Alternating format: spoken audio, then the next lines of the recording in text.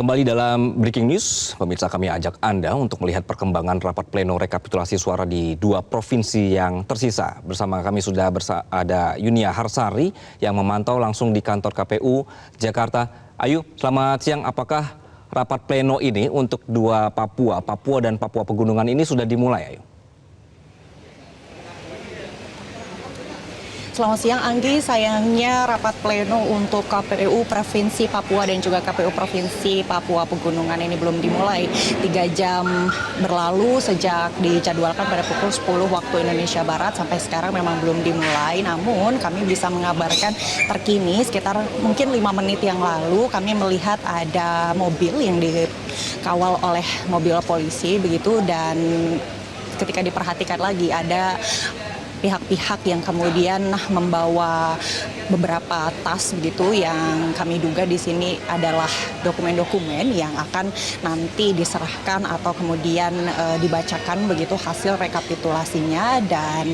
ini diduga kuat adalah jajaran dari KPU Provinsi Papua karena memang tadi sejak pukul 11 waktu Indonesia Barat kami mendapatkan informasi bahwa jajaran KPU Provinsi Papua ini memang masih belum hadir di gedung KPU RI, dan sekitar 5 menit yang lalu kami menduga kuat ini sudah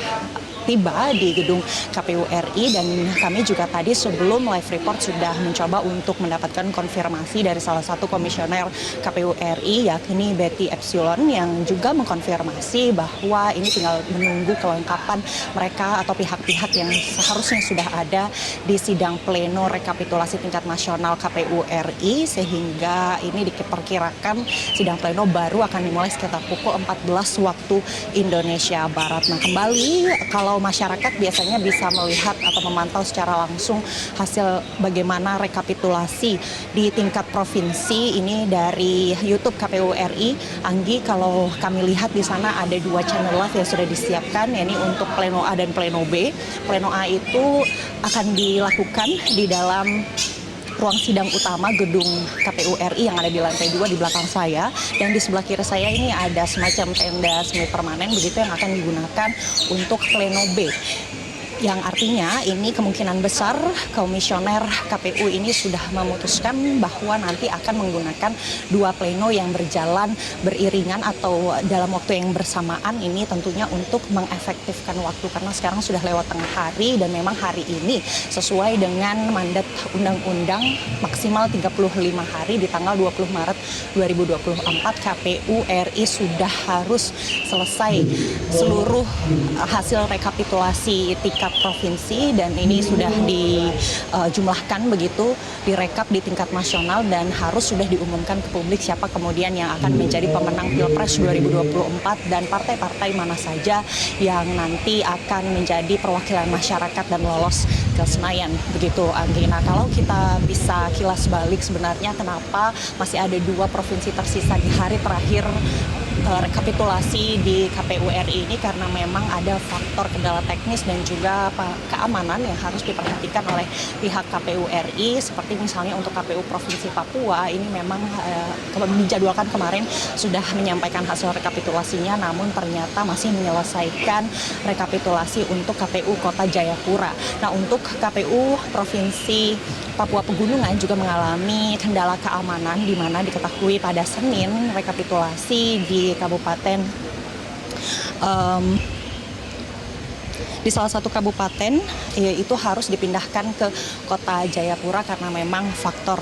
keamanan, yakni dari perhitungan untuk Kabupaten Tolikara, Anggi, sehingga memang dari yang awalnya ditargetkan oleh KPU ini bisa diselenggarakan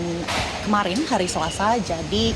jajaran KPU Provinsi Papua dan juga Papua Pegunungan ini harus diterbangkan dari Jayapura menuju Jakarta pada pukul 22 waktu Indonesia Timur dengan menggunakan pesawat charter, untuk kemudian hari ini bisa menyampaikan hasil rekapitulasinya secara langsung atau tatap muka dengan jajaran komisioner yang ada di KPU RI. Sementara itu untuk saat ini kalau memang sisanya 2 provinsi, Anggi, maka artinya ini sudah ada 36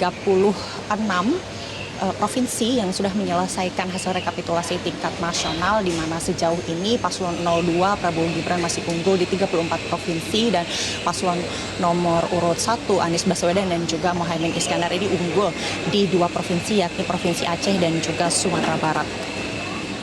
Anggi. Baik, Yunia, jika tadi Anda laporkan bahwa kemungkinan ya di 14 waktu Indonesia Barat ini akan baru dimulai untuk 2 pleno A dan juga pleno B, kemudian nanti ketika nanti sore selesai begitu, nanti prosedurnya bagaimana? Apakah langsung diumumkan atau seperti apa? Ya, kalau kita melihat dari rekapitulasi yang sudah berjalan hari ini hari ke-22, Anggi, dari hari pertama hingga hari ke-21, kita para awak media belum bisa memastikan berapa lama pastinya nanti pleno, baik itu pleno A dan pleno B berjalan, karena memang ada yang bisa selesai cepat, ada yang butuh waktu lebih lama karena memang berjalan alot. Kita masih akan menunggu berapa lama pastinya nanti pleno A dan pleno B untuk KPU Provinsi Papua dan Papua Pegunungan ini akan berlangsung. Apakah nanti tidak ada kendala berarti atau memang banyak interupsi atau sanggahan atau pertanyaan yang nanti akan membuat jalannya sidang pleno untuk hasil rekapitulasi ini akan berjalan alot. Dan yang satu lagi faktor yang harus diperhatikan adalah waktu istirahat dari sidang pleno itu sendiri pada saat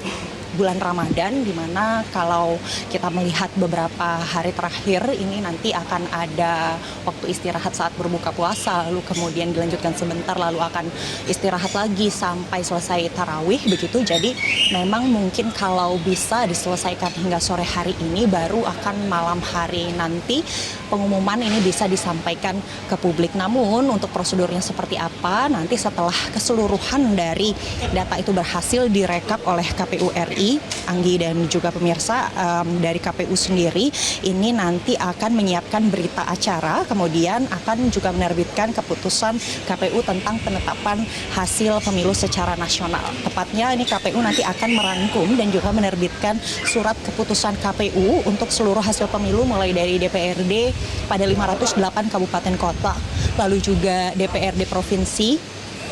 3 berita acara, yaitu berita acara dan sertifikasi rekapitulasi hasil pemilu presiden, hasil pemilu DPR, dan juga hasil pemilu DPD. Dan berikutnya ini nanti yang akan menjadi referensi bagi peserta pemilu, baik itu partai politik dan juga paslon Pilpres 2024 untuk mendaftarkan sengketa perselisihan hasil pemilihan umum ke Mahkamah Konstitusi yang diberikan waktu 3 kali 24 jam.